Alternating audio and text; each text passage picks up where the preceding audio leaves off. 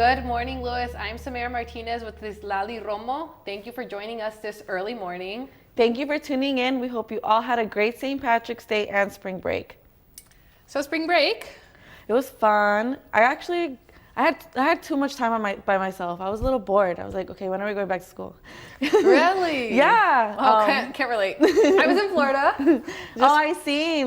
Florida was gorgeous. It was nice to spend time. And yeah, it was just nice. And then it was so lucky that St. Patrick's Day ended up rolling over into spring break. Yeah, that was, oh my gosh, yeah. St. Patty's was fun too. Yeah. I even managed to, I have an online class. Yeah. And I managed to just finish all my work for the rest of the semester. Because I was like, might as well. Wow, look at you taking that initiative. What a great And I was like, when are we going back student. to school? What a great Louis student. Well, let's start with our trending topics. So time for my tweets. My tweet number one. Okay, so the attendance for the river this year was huge, again. But it was super packed. They ended up closing off the bridges. I was out there, and this is literally actually how it looked. I went out there for the city, and they closed off the bridges because it was just too many people, and then people were jumping off No. the bridge. So no, but it was so Safety cool. hazard. It went all the way down. A lot of people were on rooftops, outside on balconies and things like that looking, and it was gorgeous. It got super green and it looked super pretty with the sunlight. So. Yeah, I had friends out there who told me the same thing. They were waiting in such long lines just to get into the bars, into the restaurants. So I know Chicago is also really known for celebrating St. Patty's. Yeah. Because they go big. Everybody just goes out and celebrates. No, they do. And there was a bunch, even police officers were wearing green hats that said Chicago PD. So it was really cool. Everyone was there. So that was my tweet. And I looked like such much fun. It was I had very FOMO. much I was at home. And now onto my tweet. So I don't know if you've seen the first Pooh, the Poohniverse movies, but it is actually, they're really good. So they're a twisted childhood, all the movies we grew up on, our cartoons Winnie the Pooh, Peter Pan, Pinocchio, there's a twist to them. So me being a big scary movie fan, I watched the Winnie the Pooh one, Blood and Honey, so good. So now they're coming up with more movies, and I'm actually super excited to watch them. So these are the different kinds that they made? Yeah, okay. And they're supposed to be the dark and twisted type of, because it's the scarier version, so there's our happy side what we grew up on, and the adult version where it's all scary and it's a whole twisted oh my gosh, it's a whole twisted I never heard story. about that till now, so now I'm excited. HBO Max I believe has the Winnie the Pooh one. Okay. Yeah, that's where I watched it because I was like, what is this? Not what I expected, but it was so funny. All right, so tweet number 2 for Samara. Okay, so Spider-Man 2 and Shrek 2 are being re-released, and realizing that these films were 20 years ago makes me blow my mind because they were such great films that I grew up watching. And obviously the original Spider-Man, they kind of expanded on that. But Shrek's original, they haven't made any other ones. So I feel they're gonna, how they're making The Little Mermaid, how they made it a human now instead of a cartoon character. So I'm really excited to see what they're gonna do. I know. I didn't know about Spider-Man. I did see about Shrek. Growing up, Shrek was my favorite movie. My mom tells me all the time that I would always cry when the movie would finish, just for her to replay it all over again. So I am excited. I do want to go see it in theaters. I never got to see it in theaters. I was a little girl, so to have that experience is gonna be great. Yeah. So really excited. So. Re-released in April. We'll see how that goes. 20 years ago, I am 23. Oh my let goodness. me think about my age. And on to my tweet, Kate Middleton there was some conspiracy theories going on that something was wrong with Kate Middleton. That either she was being held back or kidnapped by the royal family or because what happened to Princess Diana, they were kind of trying to refer the conspiracy theorists were trying to refer back saying that same thing was going to happen to Kate Middleton. There was a picture posted of her. It was an AI generated picture, and then the royal family actually asked them to take it down completely because there was so many wrong edits going on, and no way. Kate Middleton posted on Twitter saying pretty much stating oh, I'm a photographer amateur, I don't know what I'm doing, but I like to play with Photoshop, to rebuttal the accusations of her going missing. But no one knows what's wrong with her really. But she was spotted yesterday So she's fine. But yeah, I just thought it was really interesting because I don't really know anything about the royal family, but I was like, where is she? Where's Kate Middleton? Like, don't let this be Princess Diana #2. So I thought that was crazy. That is. It's, wow. Learn something new every day. Right? It's like, where was Kate Middleton? I would have thought that maybe she'll come out like on video or like on live, like, guys, everything's fine, because everyone was going crazy. I seen it on my TikTok, on Instagram, on my Twitter, and I was like, wow, topic of the town. Wow, that's crazy. Well, now onto my TikTok that you brought TikTok up. Okay, I'm sorry, I'm so obsessed with the river. But look at like how many people were actually kayaking after. And it was so pretty. Like, I really love it. There were actually people on the boat, like there were actually people kayaking, like after like the boat was died for a little bit. But then like even seeing it, like I know everyone's like it's chemical free and everything, but just seeing how green it gets is so crazy because like. And it's temporary. Yes, so. It's temporary. So I just think that it like blew my mind. Like I'd always see pictures and things, but like actually being there to experience it, such a great experience. I loved it so much. And it was just cool to see like the workers, like, and then like having them smile at like the crowd because everyone's excited Everyone's to see just super excited to see it, right? So it was nice, but your turn. My TikTok is my favorite DJ, Dylan Francis. We have to listen to an announcement from the cops right now, real quick. He brings out a sec. police officer 1 sec, to shut guys. down the show, kind of. Come on up here. You can make the announcement up here. Because these raves go crazy. This is the police. Put your hands up. And then, like, just the party continues. But I thought that was really cool because I do know that police officers are always like, highly staffed in these kinds of concerts because they go crazy. Like, if it isn't just, I mean, it's just kind of, it's a safety hazard for sure. Everyone's just bouncing, doing mosh pits. It's so crazy. So I just thought that was so funny that they had a police officer come and just continue on the show. So that was mine. Wow, so those were our trending topics for the day, but next up we will share some feel-good stories.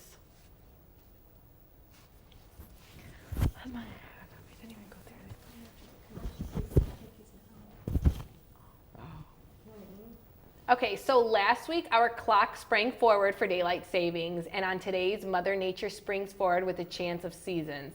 The first day of astronomical spring falls on a different date every year. It occurs on the vernal equinox when the amount of daylight is roughly 12 hours long.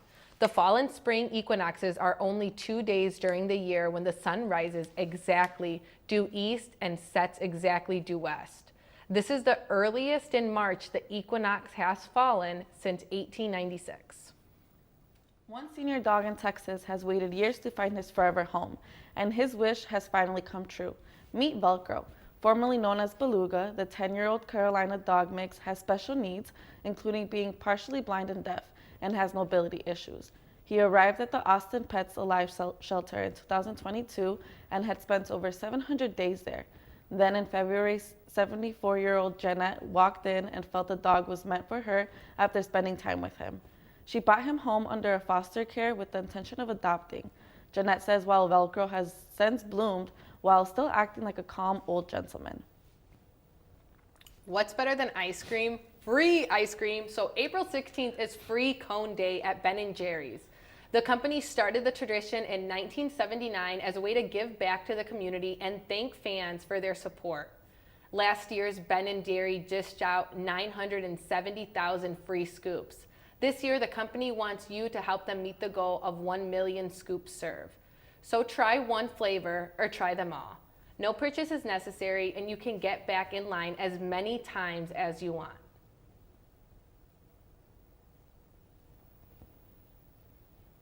There are so many rewards in life. You coming into our home was one of the greatest rewards we could have ever had. You know, it took 20 years, and I got my third child, who was 17 at the time.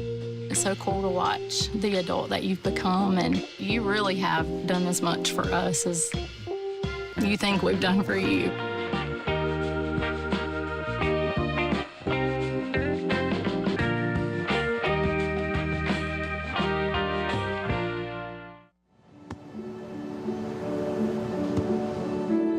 I don't remember how it started.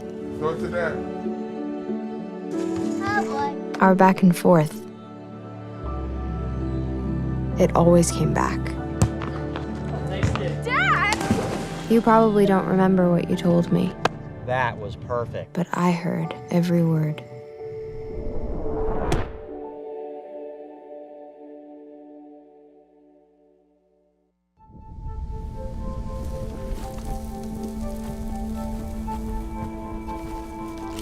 Eva Marie smoked 12,000 packs of cigarettes over 15 years. She quit, and now there's a new lung cancer screening that could save her life. You stopped smoking, now start screening. No matter how much you smoked, early detection could save you. Talk to your doctor or learn more at savedbythescan.org. It is a new day for jobs and careers, and the skills needed to compete are rapidly changing. This is why more students are choosing Lewis University. Lewis prepares you for emerging opportunities in some of the most highly sought after fields. Higher education is the most crucial investment you can make in your future. Lewis provides you with a lasting education that will launch you towards success today and strong growing careers of tomorrow. Begin an education that will pay dividends for a lifetime. Learn more at lewisu.edu.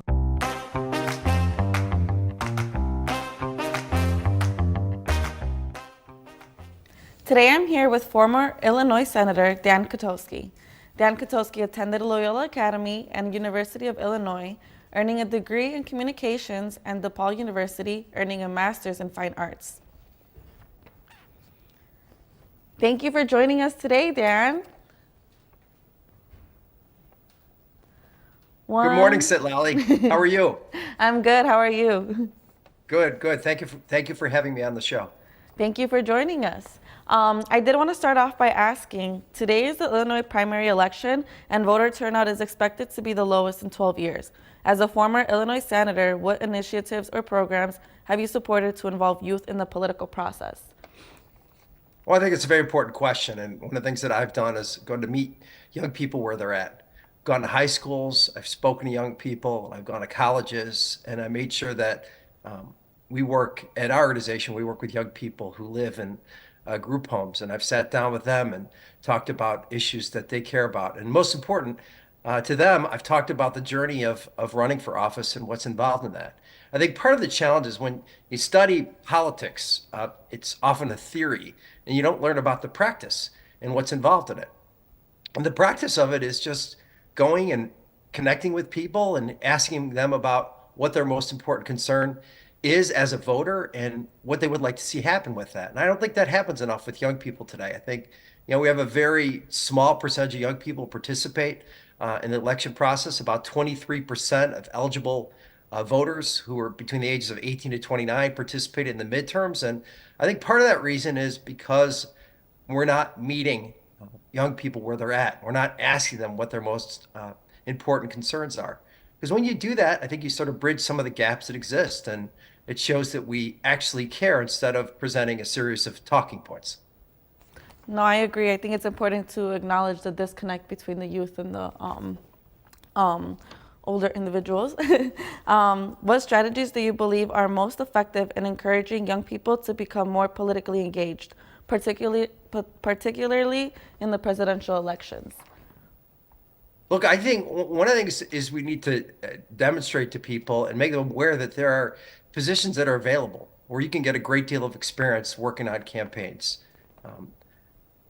I have really focused a lot on making sure that young people get positions as interns working on local races, people running for Senate, state rep, or Congress, or governor, or the presidential races. And I think that's very important. When I was a young man, and I had people who basically looked out for me and said, you know what, you should think about getting involved here. And some of the best experiences I had were as a volunteer on a campaign for somebody who's running for office. And I learned about what was involved in that, and it was extraordinarily satisfying experience, because when you get involved in race, you meet the people who are running for office, you learn a lot about what they care about, and most important, you learn a lot about what people care about, the people who are voters. And once you learn about that, you realize that there's something really positive that you can do in this job.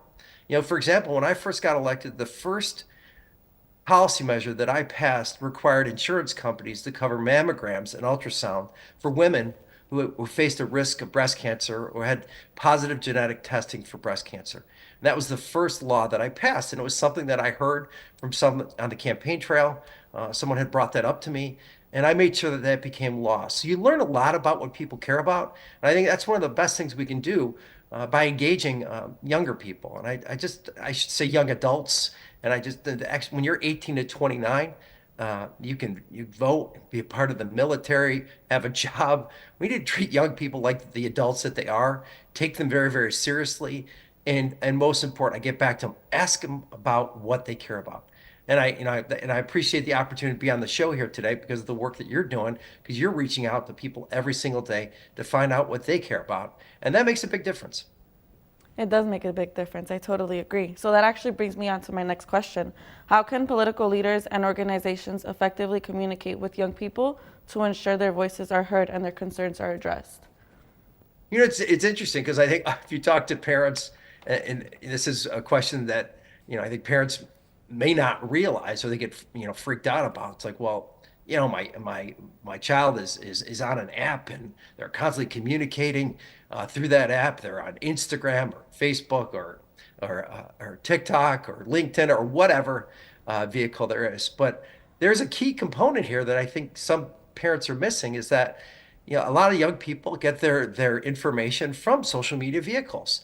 And I think one of the things that people who are running for office need to realize is they need to take advantage of the fact that these vehicles are out there to do our best to connect with young people.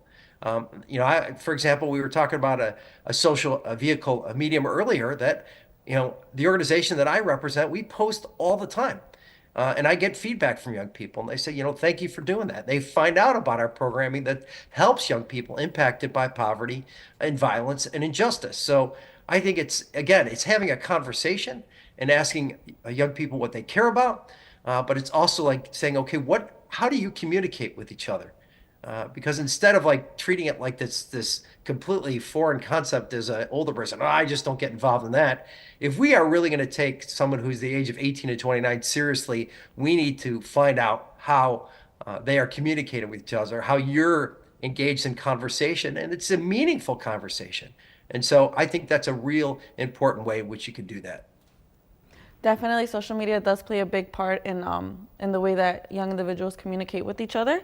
What role do you think education plays in fostering political awareness and engagement among young people? How can this be improved?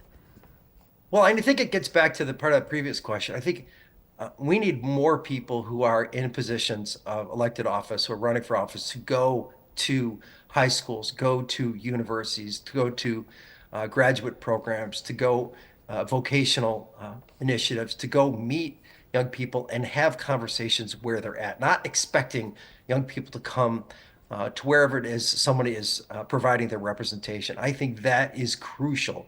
And so I used to go when I was running for office or when I was in an elected position, I would go and speak at high schools 7 or 8 periods during the day, class after class after class. And I think that's one of the best way in which we can educate young people, but most important, connect. So what I think, again, I go back to a previous point that I raised, there is so much focus on the theory of politics, which is important to understand the theory and the systems, but the practice of politics is a very important component to address. When people are, for example, if you were to ask me, what did it take to run for office? Were you recruited? I would say, no, I wasn't recruited. In fact, people tried to convince me not to run. They said, well, how did you do it? I said, well, I raised money. I reached out to people repeatedly. They're like, well, how did you meet voters? Well, I knocked on doors 4 hours a day, every night from 4 to 8, every Saturday from 10 to 6, and every Sunday from 12 to 5. And I did that for a year and a half. And I did that because I was very passionate about the opportunity to represent the people of the district that I wanted to serve. And I did that because I had a love for politics and policy and wanting to make a difference. It's how I was raised to leave the world better than I found it, but that's the practice of politics. And I don't think there's enough conversations about that practice. I think what people are exposed to on the news is the yelling back and forth and the noise and the way in which people treat others who are running for these positions with just a total lack of respect. And you miss the crucial component of it, which is knocking on doors, which is connecting voters, which is going to train stations, which is getting on the phone. It's the brass tacks, and it's very, very important. And it is an absolutely invigorating experience if you're a part of it. And I would encourage all of you who are listening today to please get involved in a political race. That's one of the best things that you can do to learn about how you can make a difference and learn that your vote and your volunteerism really, really matters.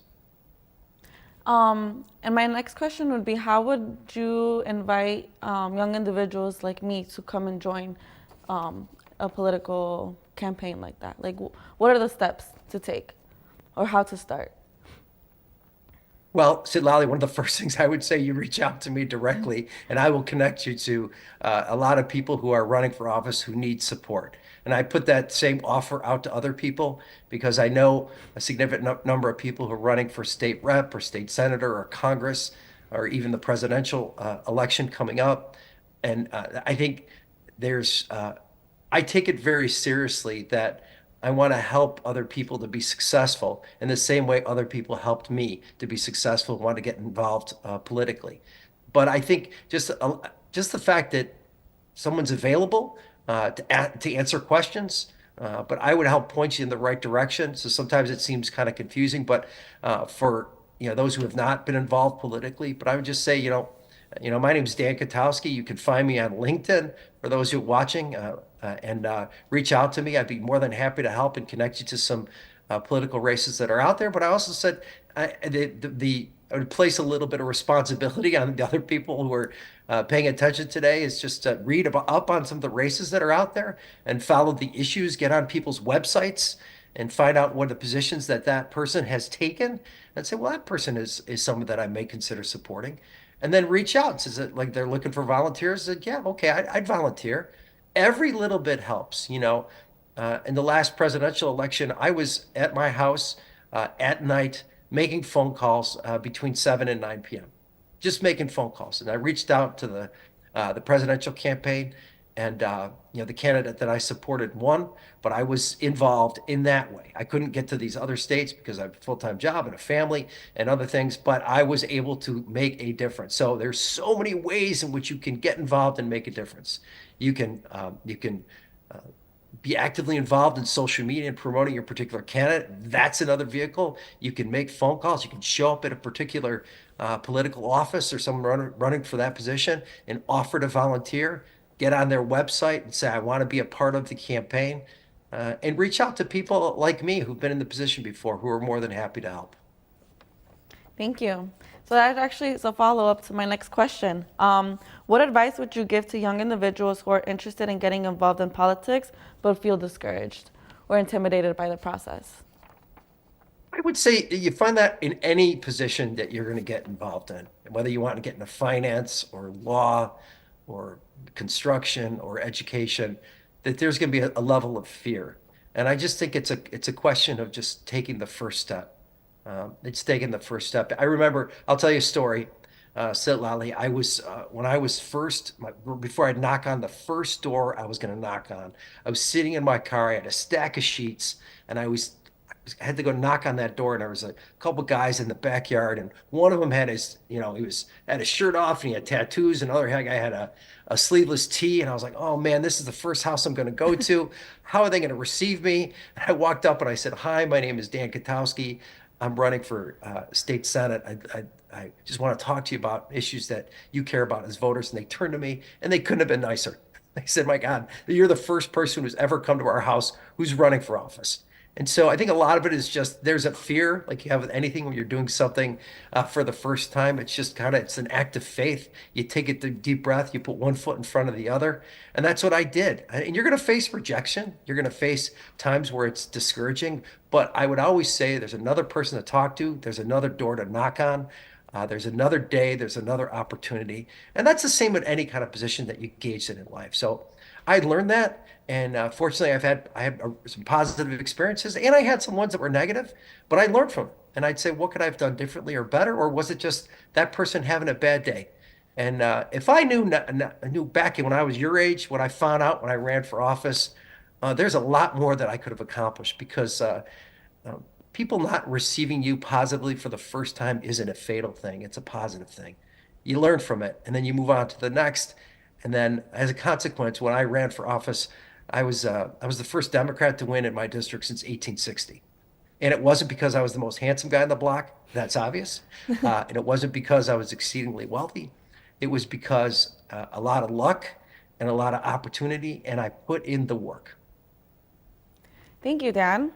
Looking ahead, what do you see as the potential impact of increased youth participation in politics on the future of our democracy? Oh, it's massive. And when I talk to you about that data, Citlali, that only 23% of young people ages 18 to 29 participate in the midterm election in 2022.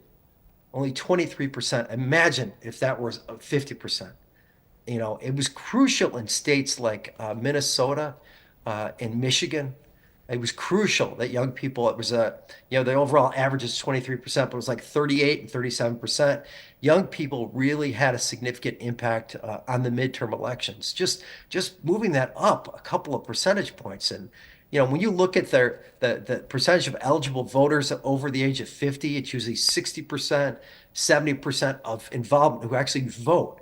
But when you think of young people, 18 to 29, about 23%, that has an opportunity to make a seismic difference on the lives of people to help improve their health and well-being. As I said, I ran for office and I won by 1,400 votes. And I was able to focus on issues that, in my reflection upon that period of time, that it helped improve people's health and safety. I focused on women's health. I focused on gun violence prevention. I focused on higher education. I focused on making sure that, you know, families impacted by developmental challenges had all the support that they need.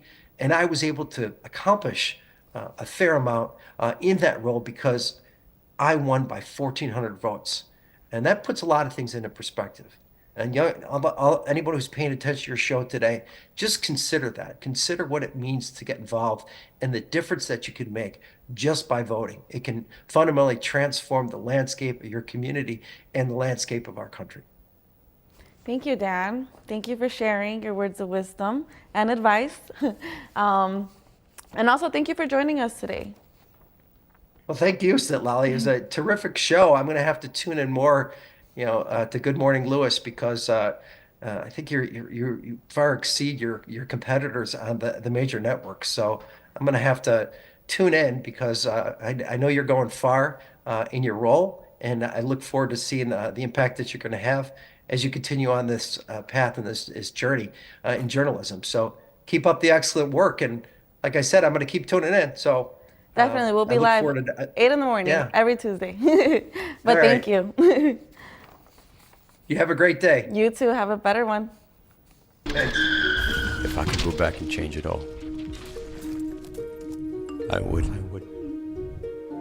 I think I'm gonna miss you the most. I'm sorry. I'm so sorry. I'm so sorry. Or maybe it's just the little moments.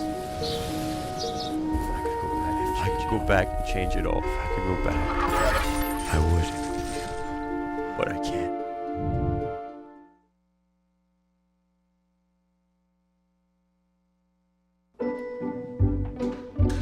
What are you looking for?